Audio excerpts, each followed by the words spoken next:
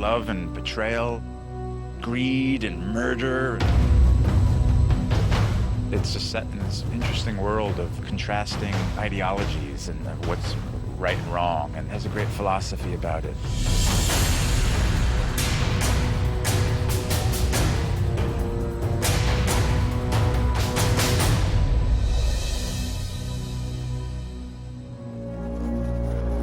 Game of Thrones is about power struggles in a fantasy kingdom called Westeros, and it's about the struggle for the Iron Throne, which is the seat of power in this kingdom.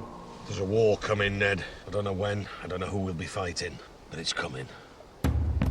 This is a story that's so rich, and there's so many characters, and it is so many different viewpoints and narratives all woven together. At the core of it, there's a conflict for power between two great houses initially, House Stark and House Lannister. The old truth that power corrupts, I think, is very valid, and it shows in this series. You see characters that come into power and how they change. Meanwhile, outside the Seven Kingdoms, two great threats are rising, one across the sea in the exiled Targaryen siblings, and another one beyond the wall, which is the boundary of the Seven Kingdoms, where a supernatural threat is stirring.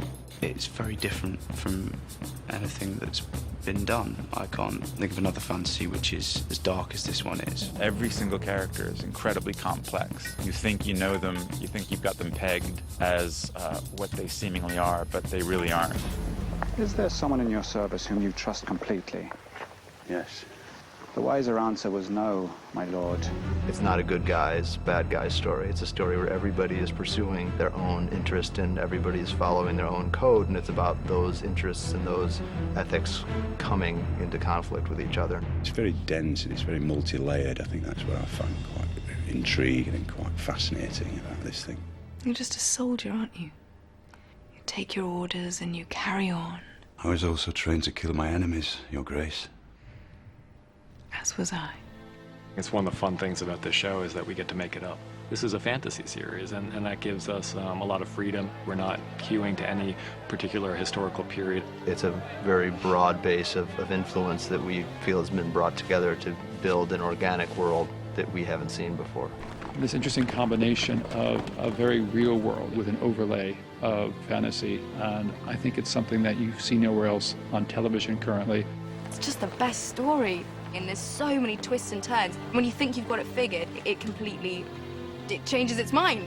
You follow it and you get excited by it. There's real emotion and there's real relationships that you can understand and relate to. And it's just brilliant. It's a wonderful story. What do you know about fear? Fear is for the winter, when the snows fall 100 feet deep. Fear is for the long night, when the White Walkers move through the woods. When the sun hides for years, and children are born and live and die, all in darkness. That is the time for fear, my lord.